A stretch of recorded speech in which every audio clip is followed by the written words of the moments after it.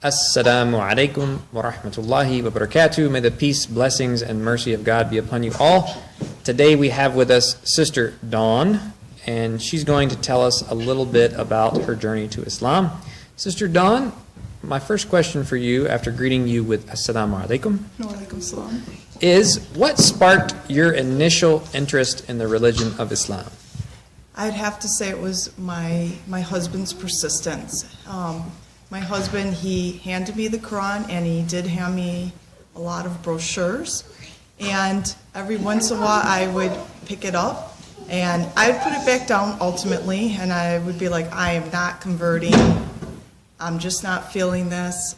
But he was very, very persistent with me, and ultimately something struck me. And I said, I'm getting this. I understand this. It makes more sense to me.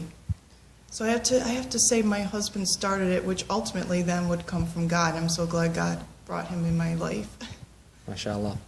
Now, my second question is, once you began to read the Quran, what part did that play in increasing your faith in God Almighty? I can say there was a verse that I was reading. I still cannot speak the Arabic well at all.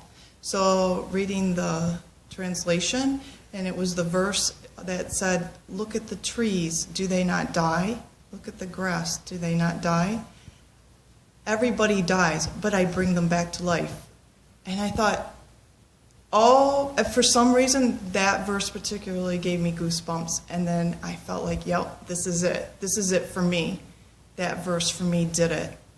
And then as I continued to read the Quran more and more, I realized that it really does answer a lot of everyday's problems in life versus the Bible. It just made so much sense to me. MashaAllah. What's that in your hand? Oh, the Quran. Okay, hold it up for us. Okay, so you know what we do? We print these and give them out for free all over the country. And we try to encourage the Muslim community to sponsor them so that they remain printed for free. So do you have any words of encouragement to them to make sure that a project like this can continue and people like you and me can continue to read the Quran in a language we understand? Yes. Asha, I would say clearly being here in the United States, getting a lot of negative comments back might bring a person down, but I have to say you have to keep persevering, because I really honestly have to say if it wasn't for my husband and then ultimately his family that came in and started talking to me too, it's that persevering, really and truly. So yes, some people are not going to be changed right away. It wasn't like that for me at all. And then, but when that one person comes, inshallah, for whoever it is that tries to make this effort, you'll be changing somebody's life tremendously. And I have to say, as I go through the United States, I travel different states, even in coming from Michigan and growing up there, I actually feel very sorry for people that haven't been introduced to it and don't understand it and have this negative view of it. All right.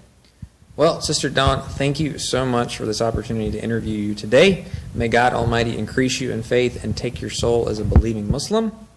Assalamu alaikum wa rahmatullahi wa barakatuh. May the peace, blessings, and mercy of God be upon you.